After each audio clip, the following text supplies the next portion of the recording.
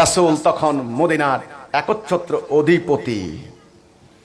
তিনি আশেপাশের রাজ্যগুলির মধ্যে পত্র লিখলেন, চিঠি লিখলেন যে আমি আল্লাহ রাসূল, যে আদর্শ আল্লাহ আমাকে দিয়েছেন এই আদর্শ আপনারা গ্রহণ করুন, আপনারা মুক্তি পাবেন।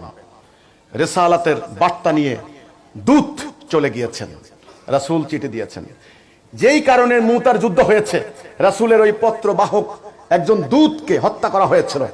ওই হত্যার ঘটনার পরিপ্রেক্ষিতেই কিন্তু মুতার যুদ্ধ।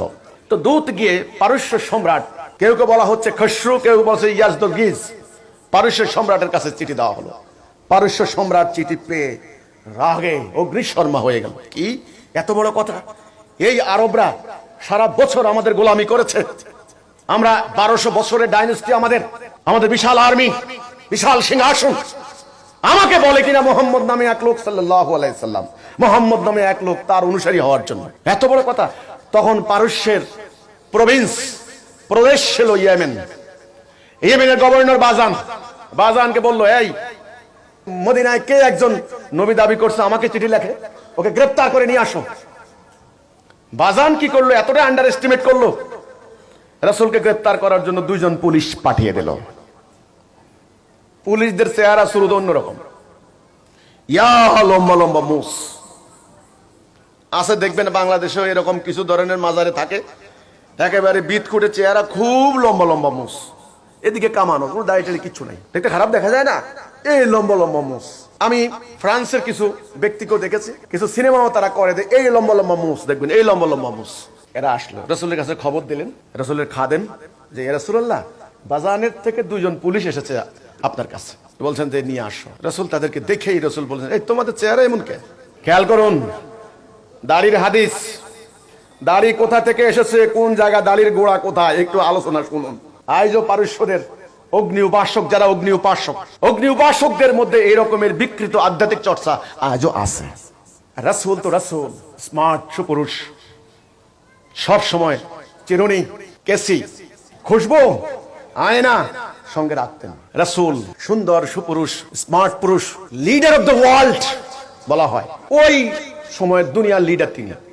ওনার ব্যক্তিত্ব, ওনার সৌন্দর্য, ওনার রুচিবোধ, ওনার পরিষ্কার পরিচ্ছন্নতা, ওনার কথা বলার আর্ট, ওনার লাজ শরম লজ্জা, ওনার সাহস অতুলনীয়।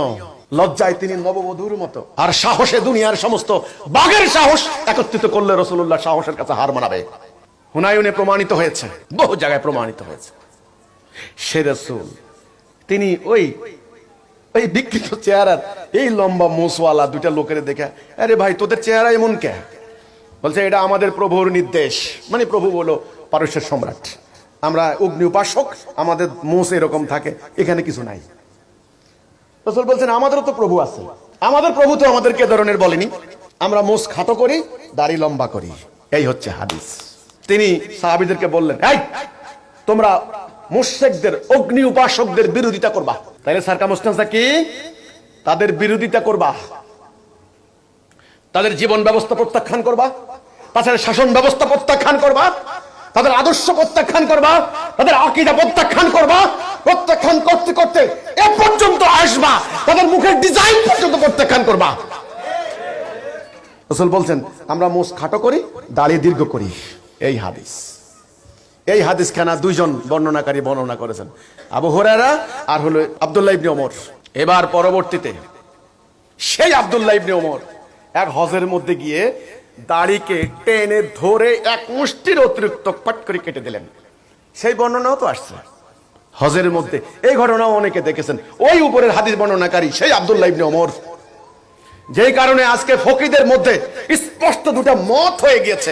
এক মতের কথা হলো দাড়িকে একেবারে লম্বা তার ইচ্ছার উপর ছেড়ে দাও, আর এক মতের কথা হলো দাড়িকে 1 মুষ্টির সমান রেখে বাকিটুকু কেটে ফেলো। মত হয়ে গেল।